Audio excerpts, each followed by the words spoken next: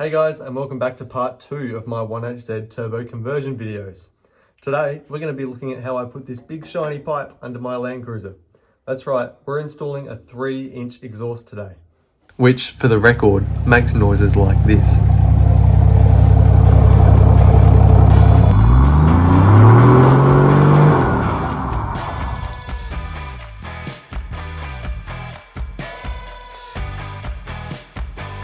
And before I get into the video, quick throwback to how it used to sound before I put a turbo or an exhaust kit on this.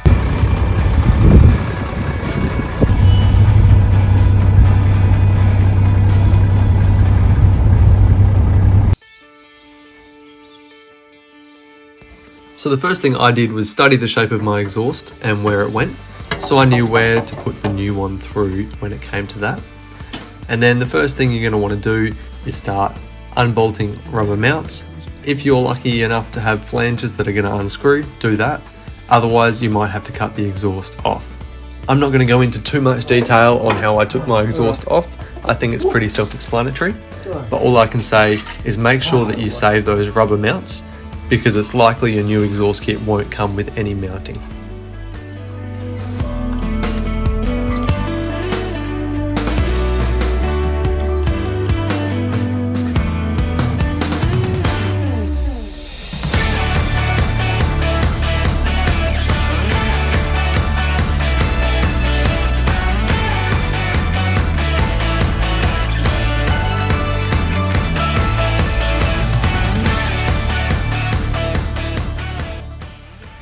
I'm laying this exhaust out so you can pretty evidently see that I've had to cut this in 3 different places to get it out of the vehicle. This is the stock exhaust, so it's done over 600,000. It's expected that those flange bolts weren't just going to come undone. I'm also laying this out so that I can compare the new exhaust to the old one and work out what might be different, and of course where the different sections are going to go in respect to the vehicle.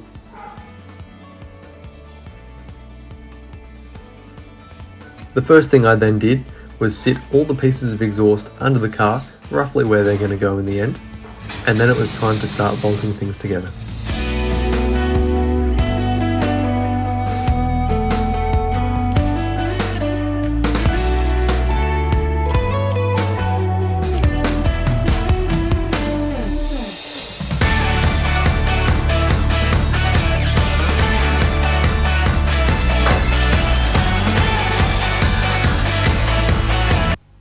Now the reason I'm hacking into my $640 exhaust kit with a cutoff wheel is because you might have noticed that the flange on the end of the exhaust is actually the old style with 3 studs.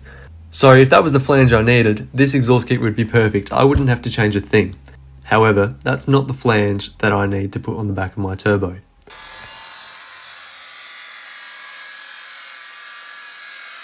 Long story short, I bought the wrong exhaust kit first.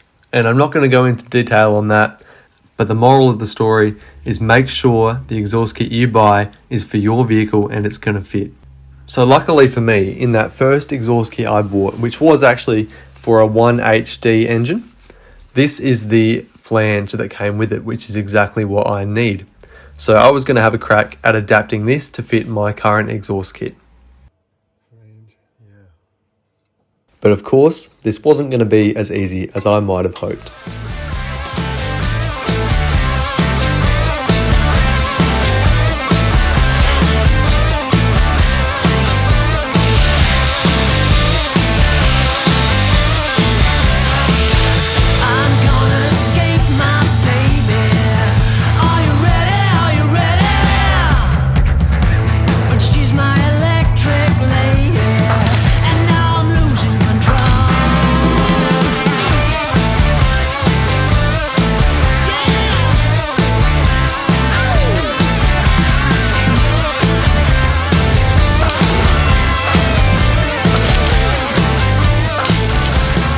So really all we've done here is adapt the flange that comes off the turbo to fit the exhaust kit in such a way that it's not going to interfere with the chassis, body or tail shaft on the car.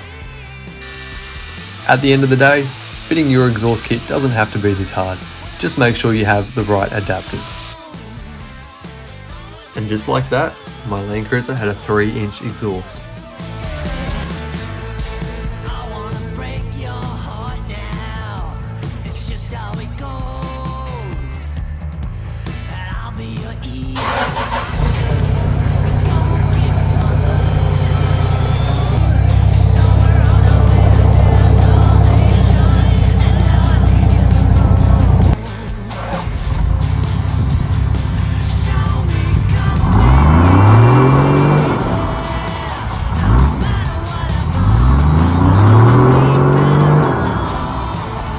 Be sure to tune in next time to see me fitting gauges, adjusting boost, and taking the Landcruiser for its first real turboed drive.